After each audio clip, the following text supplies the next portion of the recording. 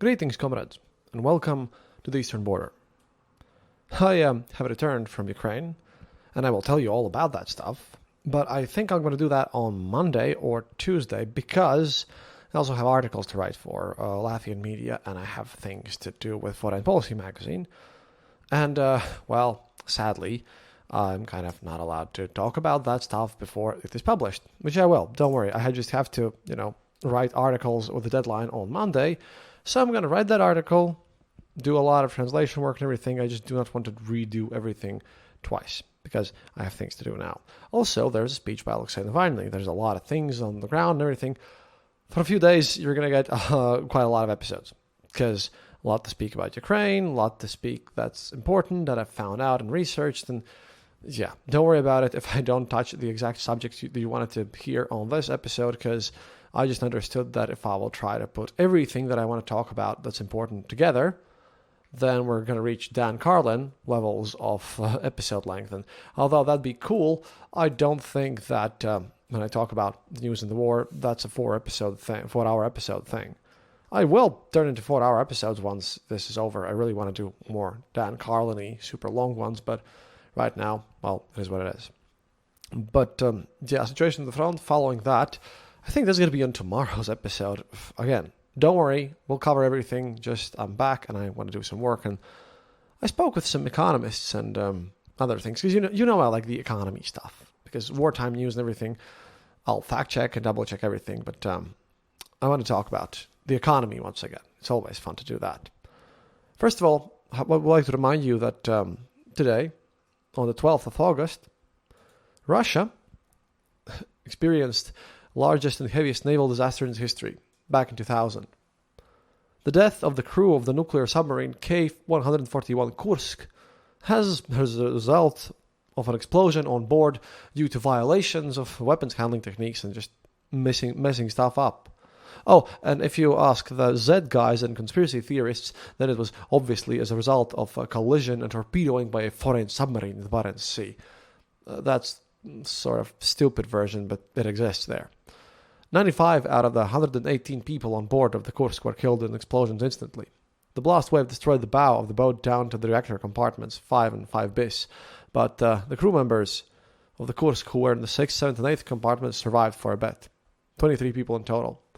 They decided to move to the 9th compartment, the so-called survivability compartment, took with them food and water, individual means of rescue and everything, air generation, sealed the bulkhead, and did everything to live on the sunken Kursk as long as possible, waiting for rescue, where at that point Putin just said "Ana utonula," it sunk, and help was declined, and we found out all about this, where Captain Kolesnikov's last lines were written, and now everyone knows them.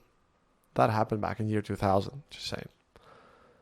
Why it matters is that this is no surprise. This is something that touches on even today with the naval strikes.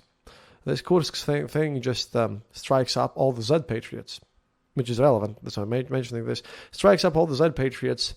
In contrast to that response of Russian government back then, they even had some freedom of press. There was criticisms. But today, seeing with all the naval attacks, they sort of remember this.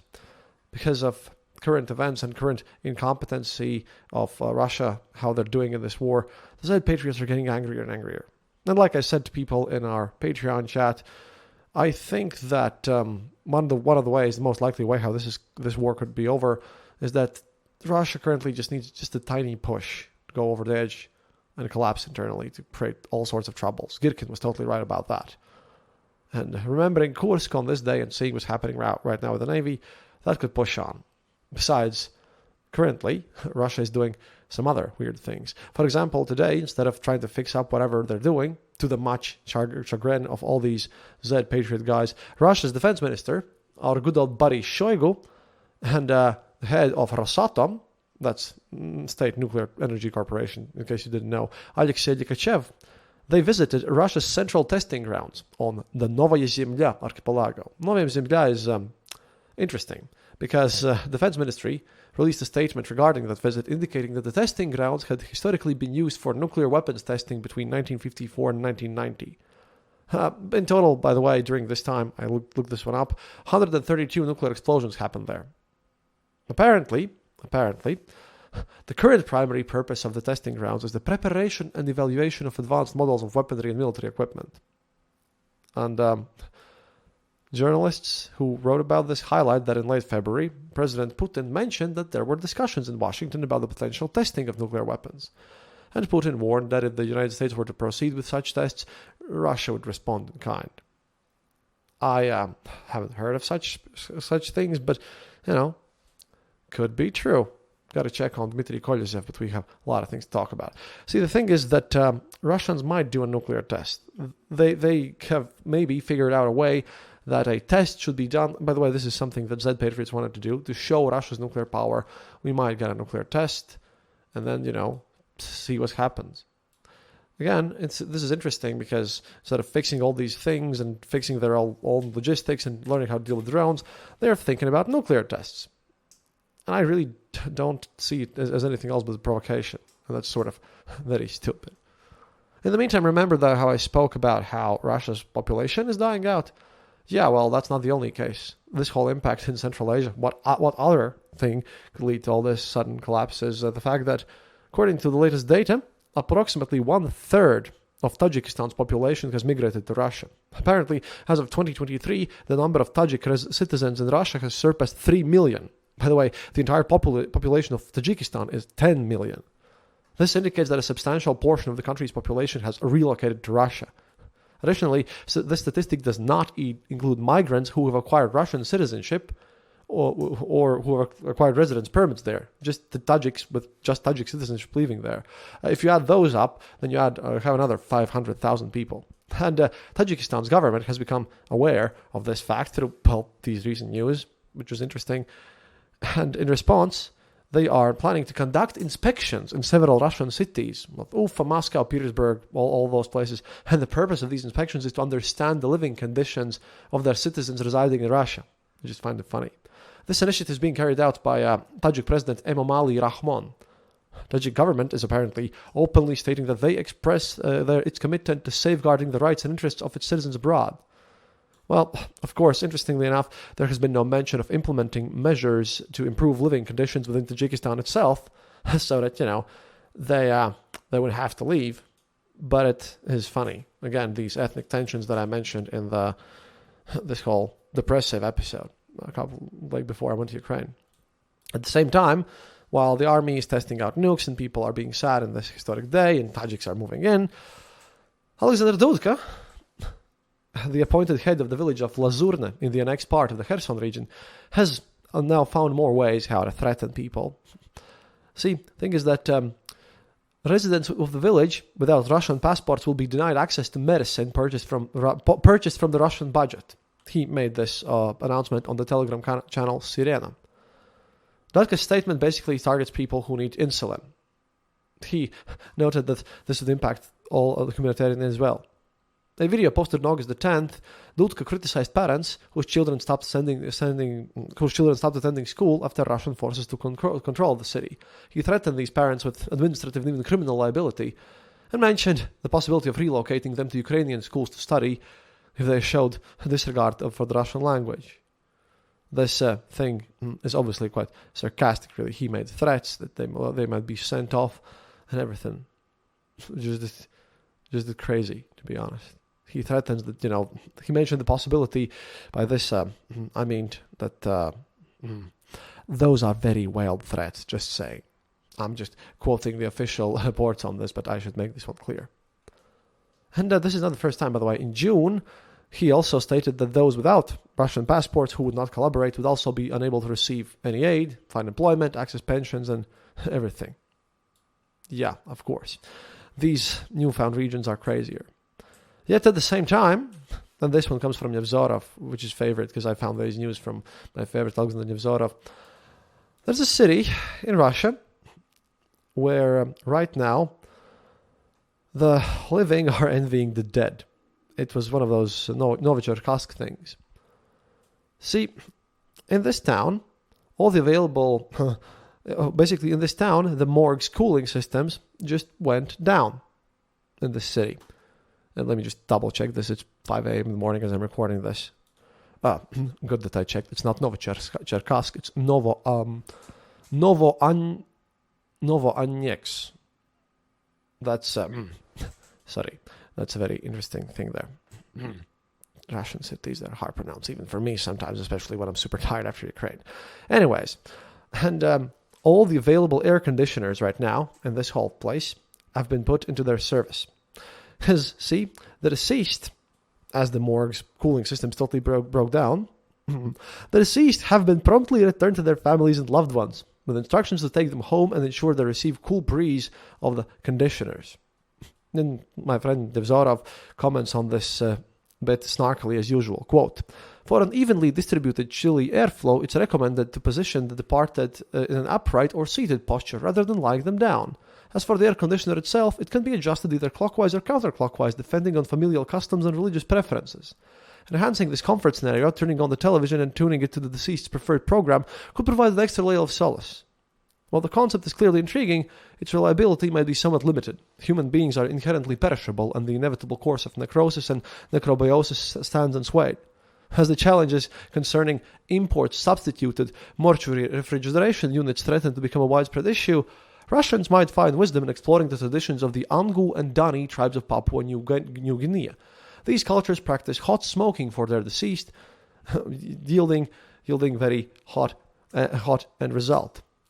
By the way, Nevzorov states at the end, such a practice could potentially lend even more grandeur and educational value to the processions of the immortal regiments. Now, why am I telling you all of this? These are like the news from Russia, which would normally go into the weird Russian news segment. You see, it's because at the same time there are nuclear threats, there's massive tragedies people remember, and things that they yell at the Russian government, and people from Tajikistan move there. However, there's a little thing which now says that Russian economy itself, in addition to all of this stuff, might be doing poorly. Currently, Russia has hit 100 rubles per dollar exchange rate. Well, it used to hit it at the point of happening, what's happening as I was recording this for a second at least.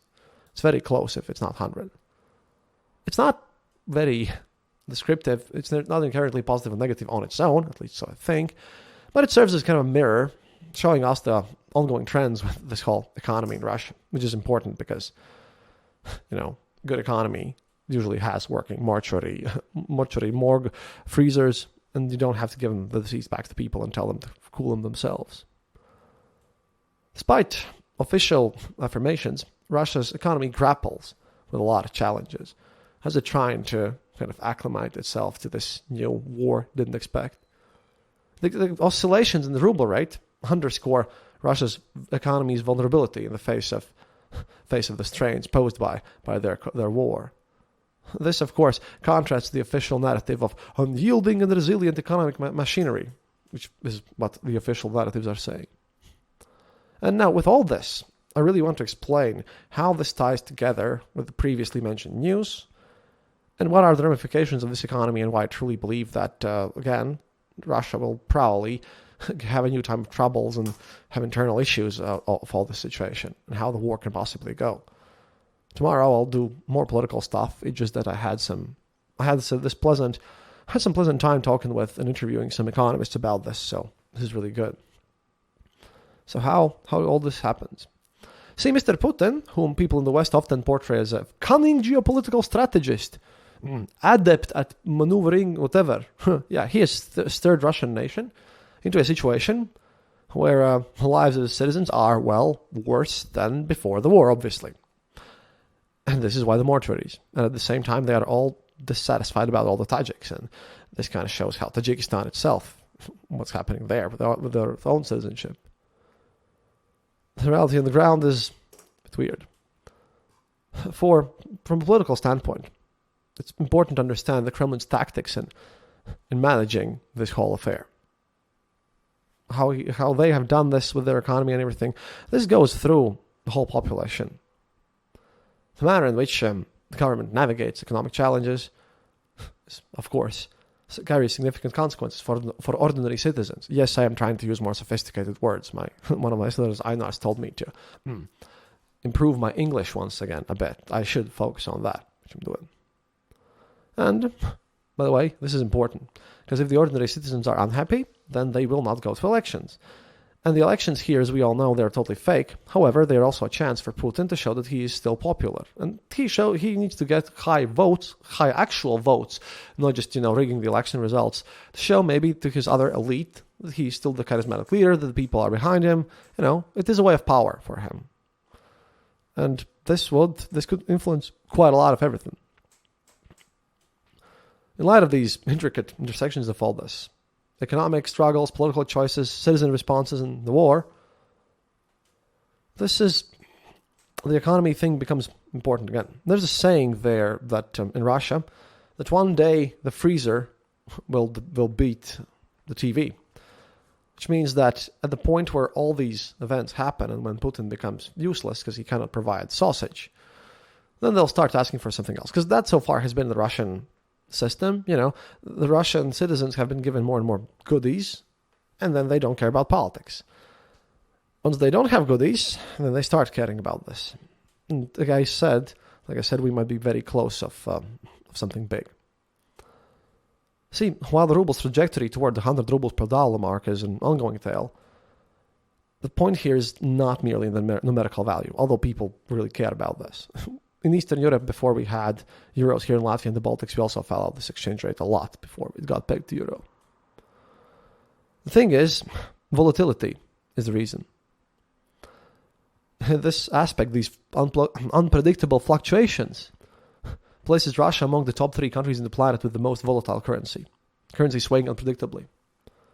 This instability has effects across industries, affecting long-term contracts and short-term deals.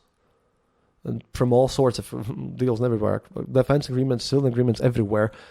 If the ruble fluctuates wildly, it's bad. And this has become a hindrance across all sorts of places there. Indeed, the exchange rate at all is, after all, not an isolated value. It serves as a barometer of the kind of systemic issues pervading an economy.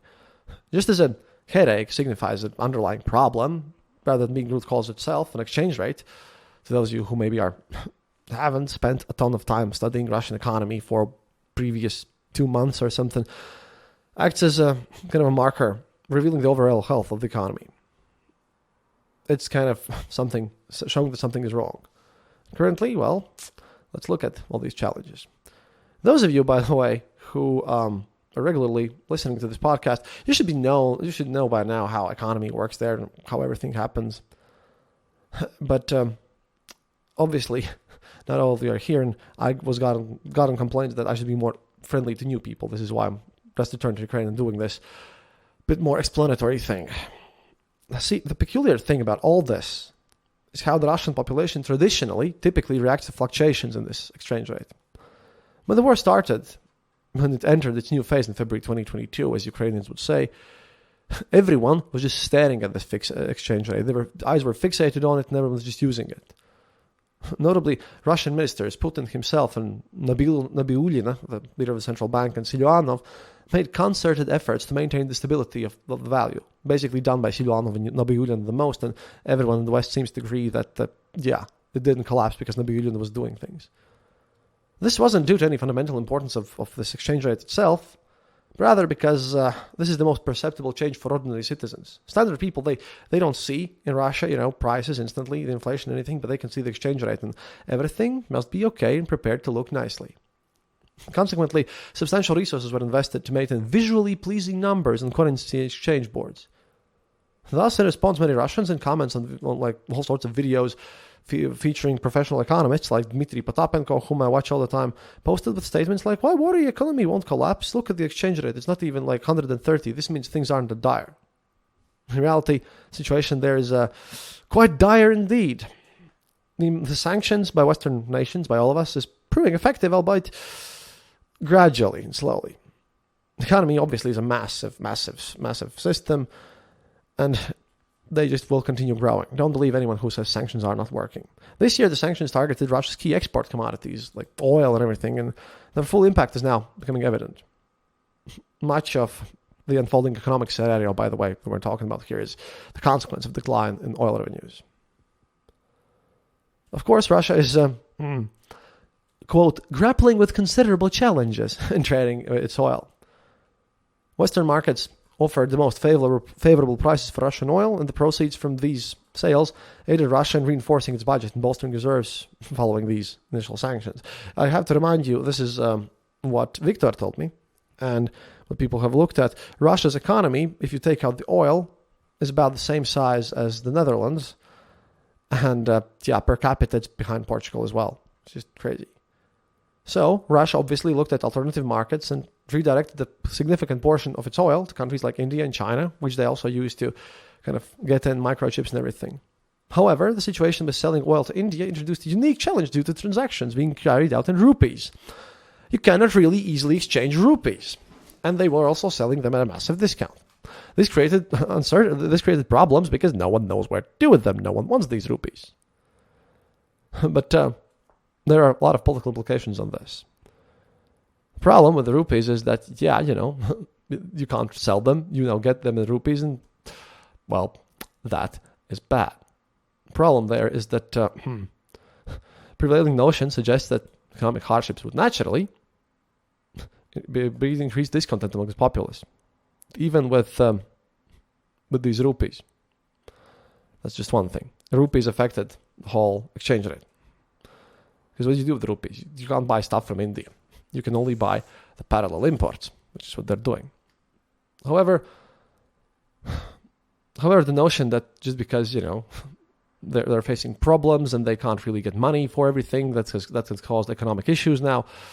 Again, you in the West would think that would be government change or protests. But when you look at the past crises, in Russia especially, the direct relationship between economic difficulties and political outcomes is not as straight. In 1998, even the country went bankrupt.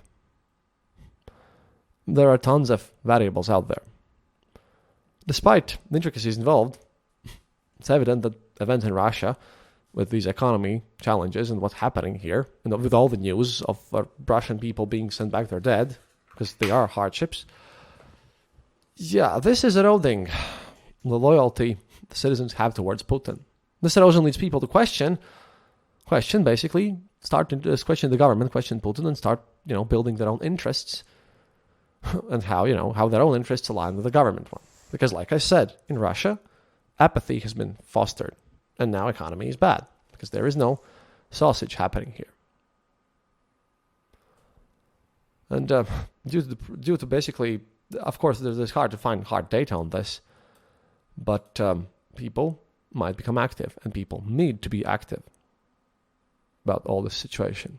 There's a lot of sociological questionings and questionnaires where I'm looking at this stuff, and of course, sociology cannot really be trusted in an authoritarian regime, but there's economical problems. And while sociologists might assert the comprehensiveness in whatever surveys they are making, the reality is that they're useless because the atmosphere on fear of repression makes honest expression of opinions by the public nearly impossible. No matter the fact that sociologists in Russia might state that everything's good and fine and that they're being told by propaganda. Therefore, everything's compromised. However, indicators, by the way, even though we can't trust sociology, there are a bunch of indicators that show waning loyalty to the current government, which is why it is pushed back, including like Girkin himself. Girkin was arrested that angered the angry patriots, but now the worst thing that could happen, the very worst thing, that even dumber than arresting Girkin, would be letting him out. Because imagine what he would do.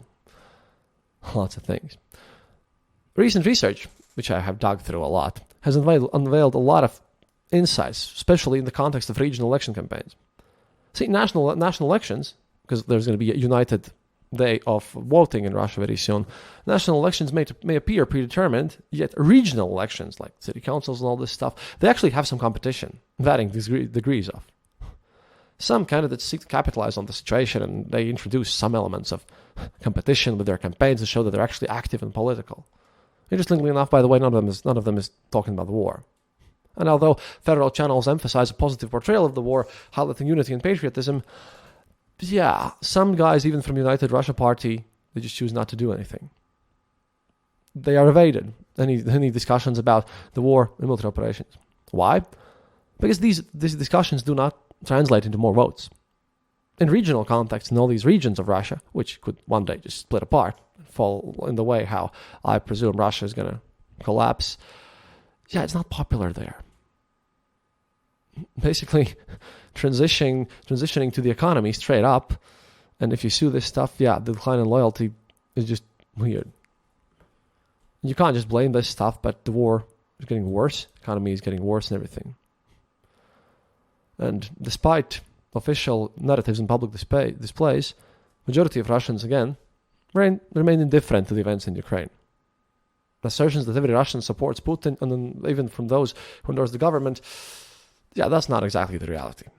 Active support for the war is not as widespread as portrayed. For instance, the anticipated queues of volunteers at military registration centers, which should support things, are notably absent, and when the Z propagandists walk outside and get their things done, in order to find out what's happening, and maybe people want to donate, yeah, only the Z patriots do this support thing. Nothing else happens. Therefore, that is also a problem there. Despite media campaigns and promises of compensation, Russia has struggled to attract any of these volunteers. As a result, now conscripts are being used massively. However, even these conscripts are not enough. Rotation is inadequate, and military's effectiveness is being questioned by the Z patriots and these guys like Girkin, who's now in prison, and now people are trying to shut up, and it's not working. But again, everything is kind of weird. The general population, again, is very apathetic. And, well, they're not pro-war, as Putin would want, but, not against it as well. They are neutral as long as they're being left alone.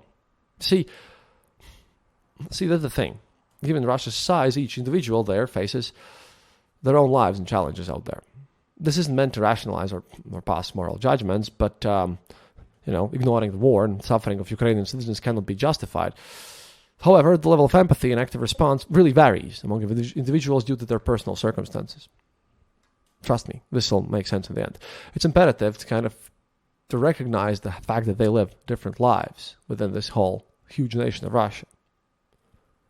Furthermore, discussing the lack of empathy for those suffering, by the way, like Putin strikes on elderly homes, can be disheartening. Because, weird, might indicate some deficiency in compassion if they don't understand how elderly shouldn't be bombed. But despite this, sadly, the majority of Russians truly are just neutral. See, historically, again, carrying on to the economy stuff, why are they focusing on their own lives and concerns, and why that matters in regional elections, and why economy matters in all of this situation politically? See, historically, Russia hasn't been a wealthy nation. The leadership accumulated substantial wealth from raw material sales, particularly to Western countries, but these resources were not used to enhance infrastructure, do education, do healthcare, or anything. No. As we all know, they basically bought yachts, paid themselves glorious salaries and opulent residences, and Kostin and Sechin, who get billions of rubles and buy Dutches for their family in Western countries and everywhere. So, again, you all know this, but just to recap for the new people. Beyond major cities like Moscow, Petersburg, Yekaterinburg, the majority of Russians lead markedly different lives. Many grapple with making ends meet on modest salaries. A lot of them out there. The average and median Russian salaries are skewed because of Moscow and these big cities there. I think the median Russian salary was 40,000 rubles, which is about 400 euros. And the average Russian salary is 600 euros, basically. It's 60,000 rubles. But those are the big cities, and they skew it. And many people grapple with making ends meet on salaries ranging between 20,000 and 30,000 rubles. That's, again, 200 to 300 euros. This economic structure might not be an unintentional flaw, by the way, but rather a feature, so to speak. See, a population facing financial hardships is more susceptible to control, manipulation, and influence. As seen by instances like enticing volunteers to join the front lines with promises of higher pay or securing votes through handouts. And I remember last Putin's elections, the handouts were even macaroni or something. People are being told, have been told all their time that, I'll give you sausage, but you don't want democracy. And, if you only provide so much sausage, not actually improve their lives, but, give them a fish instead of teaching them how to fish, and just keep them sad as possible, just so you don't have to give them as much more. And, these policies are pretty much acknowledged by the Russian leadership. In the context of war and declining revenues, non-military expenditures are often the first to be slashed. This can prompt inflation due to a specific group of recipients receiving significant sums suddenly, creating an economic imbalance. The introduction of this money, derived not from increased productivity or something inventing new, but rather from budget allocation, contributes to inflation. And these are recipients who get these handouts from this constitute a minority compared to Russia's total population of around 140 million, according to official data. However, their financial gains, especially in Moscow, wield substantial influence on the economy, given their disproportionate spending habits. This infusion of funds without the corresponding growth in the economy, obviously, again, blasts up inflation. And that's a big problem here. Of course, I'm not an economist. I've just studied economists and everything. But again, these aid things that you get, for ladas, one lady gets like 10,000 rubles and she gets a lada, and she gets basically a whole monthly salary of basically a Russian village out there. And sure, she gets to spend and throw a lot of money out there, but in these smaller villages in these regions where these guys are running, where there is some competition, the fact that some people are now way richer than others does impact, especially local inflation, which makes the already poor rest of the people even poorer. But not like even Putin understands this economical stuff. Like, these are complex issues, and even someone who's a president doesn't understand basic concepts of that. Like I said, takes studying. For example, I highly doubt that Putin had any awareness regarding the potential negative repercussions of Russia's withdrawal from the grain deal and how it would happen with African countries. And then he didn't even know how much grain did they need and offered like smaller amounts than it was like needed less than 1% of what Ukraine was delivering, because he simply does not understand how and how much grain is needed there. But thing is property market again, in economy. Inflation has been going there on for a long time. And like I said, it's caused because random people are given just printed out random cash without anything productive. What happened was like their person died out there. Someone died and you get a new lot, but those lots also cost money and they're given in cash form as well. But nothing was produced. There's this thing that there is no secondary benefits. If you buy a car or a tractor, then you can produce something with it. If you build a rocket and shoot it, then it does nothing more. And it technically counts as your GDP, that there's no economic benefits from that. Now, while comparing Russia's property market to a pyramid scheme isn't entirely accurate, it's still being very challengeable. That's the thing. Everyone in Russia wants their apartment things. The smooth situation in the property market inside Russia hinges on continuous expansion. And again, numerous experts in Russia, including the same Dmitry Potapenko, they warn of a massive crisis, of a bubble that could potentially lead to collapse. The problem is that currently, property prices are still on the rise.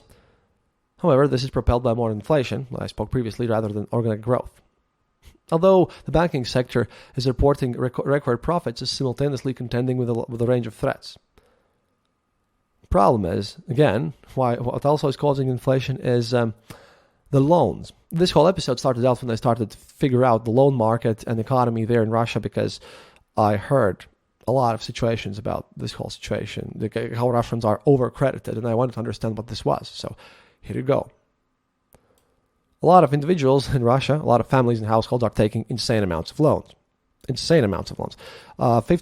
17% of families have this, have to spend 50% of their income just on loan payments and have like 3 or more debts. And everyone has a debt. Russia is like massively overcredited. And obviously, as people accumulate loans that strain their ability to repay, the banking system finds itself under tons of pressure. And if a critical mass of individuals becomes incapable of doing their things, then, well, we gonna have 2008 crisis.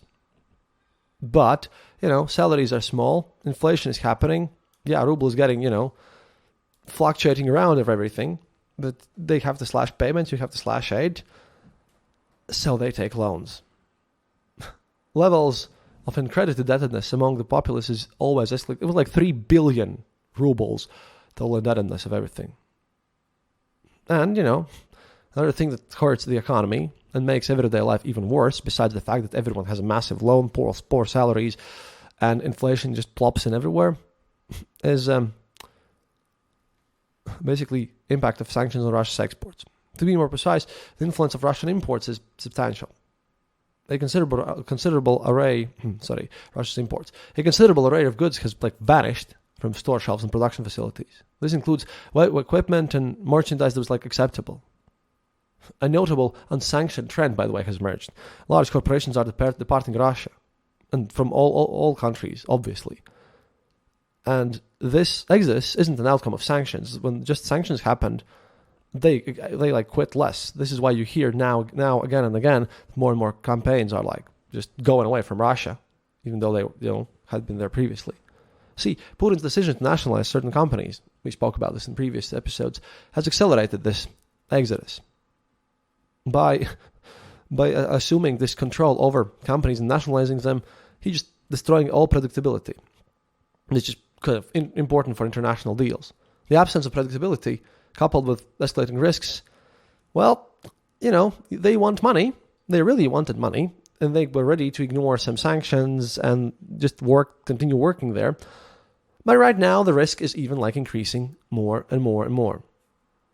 This just causes a ton of just shortages everywhere, besides even the sanctions. And industries. Remember, these businesses are not maybe the ones just on the store shelves, but everywhere. Industries such as the oil sector in Russia currently are experiencing this whole impact. Because they now lack quality equipment, and they have declining production levels. Every sector there has a unique set of challenges contributing to this whole intricate stuff here, so I don't know what's important for everyone, but you can't really, you can go over the sanctions by importing stuff from China or Kazakhstan, technically through this gray stuff, but the chains are broken and everything is kind of bizarre. So, as you can see, these problems are compounded, and the exchange rate of 100 rubles per dollar, this serves as some sort of a symbolic representation of what's going to happen. As production dwindles and the scarcity of goods deepens, prices surge even more, further exacerbating inflation and eroding purchasing power. The average Russian citizen can now afford fewer stuff due to the fact that, he has less money, and there's also less that he can actually purchase. It's from both ends. And even the acquisition of a basic car becomes a formidable task for the average Russian. Entry-level Chinese cars in Russia cost about 2 million rubles, and their availability is limited. That's $20,000 or euros. Euros and dollars are approximately the same. So, all these declines in life and quality of life all over the place to people who are apathetic normally in doing things, this whole thing brings us to this political facet that I find interesting and notable. What does it mean for this happen? The upcoming presidential election slated for next year will offer a glimpse into public sentiment. This is what Putin really needs. Obviously, Putin is going to win this. He has no authentic rivals whatsoever. He's going to pick his sparring partner and win him. Because obviously electronic voting systems and all sorts of fabrications and everything will just destroy everything. If you didn't know that Russia has no elections, if you're listening to this for the first time. But again, the elections will be accompanied by rhetoric and campaigns. But discontent with ongoing concerns such as the war, diminishing living standards, escalating prices, real estate instability, all this mess magnifies a lot of questions with how and whether or not people are going to actually go there. Because like I said, there could be a lot of problems with people and it can cause some riots and revolutions, but for the most part, this is important for the elites. Because Putin, he really isn't, his power base is the fact that people like him. And people have to like him. That's the problem. The Russian economy is doing a lot of things, and economists don't do a lot of predictiveness, and they're not very good at it. However, all this situation together means that Putin, might be pushed aside for someone a bit more popular. who could like either, vet it out, or regions might want to leave because they are all folks to regional stuff. See, Putin needs these elections to get some more legitimacy. He needs this whole everything. He needs this so that he can say to the people, suffer a bit more. He needs to show, or he might be pushed aside, or regions might leave. That if like Putin can't say that 90% voted for him if no one goes and votes, because that's the reasonable thing. And some oligarchs might abuse their power. Prigozhin might even come back. That would be interesting. And also sanctions, of course, aimed at Russia's economic capabilities have been proven more impactful than those targeting military supplies alone. Even if supply chains remain intact, reduced economic opportunities have a huge bearing of Russia's capacity to fund and sustain its war efforts. That's the thing. This affects war expenditures and diminishes overall income. Why I mentioned the elections and all this economy stuff? Because there are two things happening there, like two Russias going on. And we'll be talking about the other one tomorrow. But in Putin's head, he has elections to win. Traditionally, you feed people, prяniks and give them good stuff. Before elections, normally Russians' lives improve. The apathy, you have to prove to the poor Russian electorate that indeed they're going to live well and it's going to be nice. Everything's going to be shiny in Russia. And you need money for that. You need to show things. Like, you need to give them their little bit of sausage. The problem is right now the sausage is going away. This doesn't happen. And the other side, by the way, that's fighting against them is the war party, which is stating, slash everything, give more money to the war effort. We need to smuggle in all sorts of chips and whatever. And these two systems, the military command, together with the party command that actually wants to do the fake elections to show the oligarchs and their real power base what's happening,